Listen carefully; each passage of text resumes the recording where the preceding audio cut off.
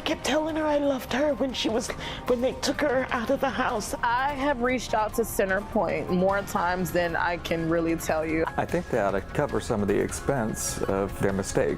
They're kind of too big and didn't handle the disaster properly. We have a lot of people on oxygen. We have a lot of people on CPAP machines. I don't understand why there's no one here. It's such a large city. Like, it's going to take a long time, a lot of investment to get ready for another storm. I don't see that happening. It's just a lot of talk. Nobody could give me a response. Nobody could give me a time frame, nothing. If you could speak with anyone at CenterPoint today, what would you say or ask them? Why couldn't you have done better? Why did my sister have to die because of what happened?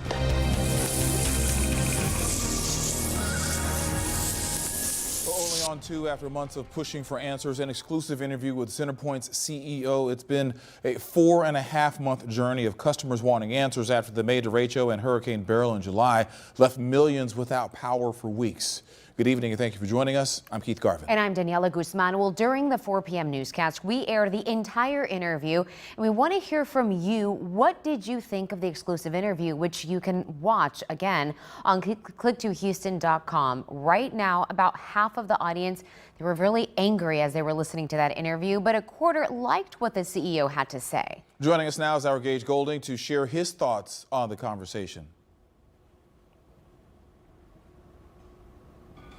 Gage, you're joining us here. Thank you. Yeah, and I think the big thing that we took away from this was a nearly 20-minute long interview with the CEO. And mind you, this is the first time he has spoken with us and anybody really since the derecho, since Hurricane Beryl earlier this year, nearly half a year. And we talked about all kinds of different topics. We talked about the failures of CenterPoint, which everybody is kind of worried about. We also talked about the future of CenterPoint and the rates and everything that people have been kind of compiling these questions. And we have too. We've heard those concerns and we've heard your concerns and wanting to share those as well.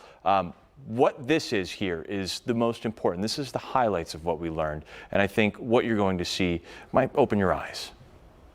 Well, thank you so much for taking the time with us today. I really appreciate it. It's my pleasure. So let's start out with, I think the biggest thing that we've heard from our viewers in the Houston community, these allegations from the city of Houston and 40 other communities that CenterPoint Energy has been overcharging customers to the tune of about $100 million a year. Is that happening? What's your response? I don't think that we're overcharging our customers $100 million. I know there's been some frustration with our withdrawal of our rate case, and I think it's helpful to put a little context behind that. You know, we often seek recovery throughout the year for our capital investments. The rate case that we filed, we have to file once every 4 years, and that really sets the profit on those capital investments. There was the rate hike and then the withdrawal, and then there was an increase in September. So can you help us understand what exactly that means? The way that the transmission lines, the large lines that move power across the state of Texas, those lines are often shared. And so as some of our peer utilities modify their rates, those impact our transmission charges. In the foreseeable future here, this year, we're going to see a rate reduction from some charges rolling off the bill. Hurricane Beryl and the May derecho are really a 1-2 sucker punch for the Houston metro area. Do you feel that CenterPoint failed customers during that time? I know I personally let our customers down with both of those events, and for that I'm deeply apologetic. We will be better. I'm determined to be better, that we will be better. All of the team here at CenterPoint is determined to re-earn our customers' trust. We know that at least 10 deaths were attributed to hyperthermia or dying of overheating. Do you think CenterPoint has to share the blame for that? All loss of life is terribly tragic. My heart goes out to those families who have lost their loved ones. This is an interview that my colleague Rowan Balogan did with a woman who lost a loved one. And I want to show this to you and genuinely get your raw and honest thoughts. The Public Utilities Commission, who oversees CenterPoint, is talking about Hurricane Beryl and what went wrong. What would you like that board to do? They need to get to work.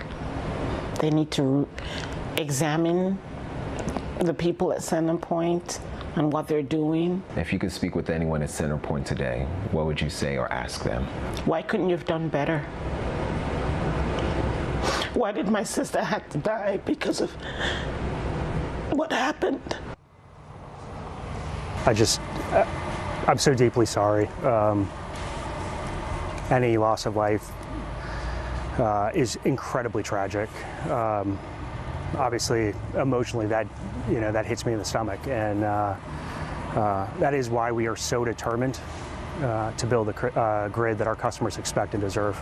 There's a lot of distrust right now between the Houston area and CenterPoint.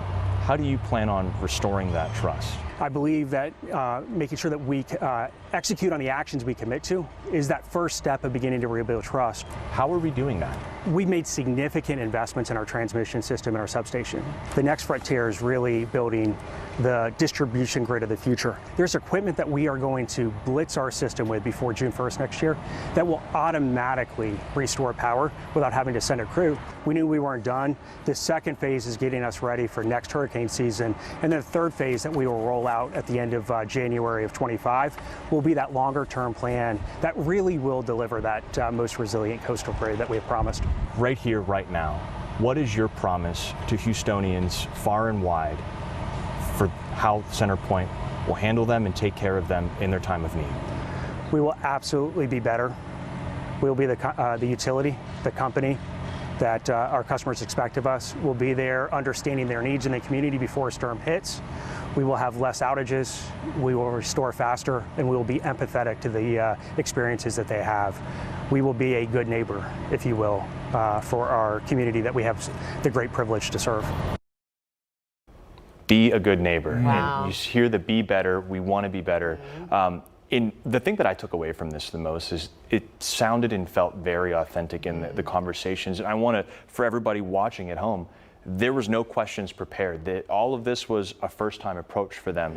So I know a lot of times people are wondering, did they get to see this video clip beforehand from Rowan Belogan? And that was, Or did he prepare? This was all raw and real. And a couple of the big things that I saw were those dates, right? We're in phase 2 of this resiliency plan. That's going to be wrapped up first month of next year, January. And then the goal is to have that blitz we were actually talking about as the story was running, to have all of this equipment installed. That way, if we do have a storm next year, another hurricane, next hurricane season is June 1st, right?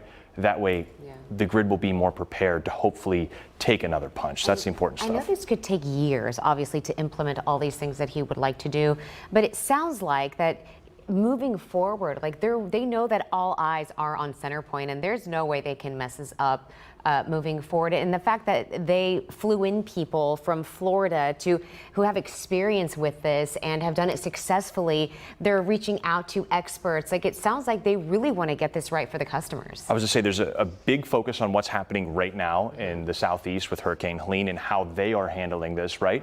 But they also flew in experts from the 04-05 hurricane season. That's Katrina, that's Ike, right? Those are times where people had to rebuild. So they were tapping on those experts there. And that's one of the things I saw on our website, clicktohouston.com. People were commenting on our links.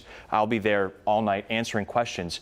And one thing that somebody said was, hey, I saw that this might take time. We need to understand that. We need to water under the bridge. We need to not be upset, but we need to almost support CenterPoint in the future endeavors. And really, their money's our money, and what they do is how we keep our lights and AC on. So it is more of a marathon, less a sprint. Yeah, I think one level of frustration that so many people have is how can we be in 2024 and in the state of Texas, which is the energy capital of the world, literally, and be without power for so long when we have a storm like this?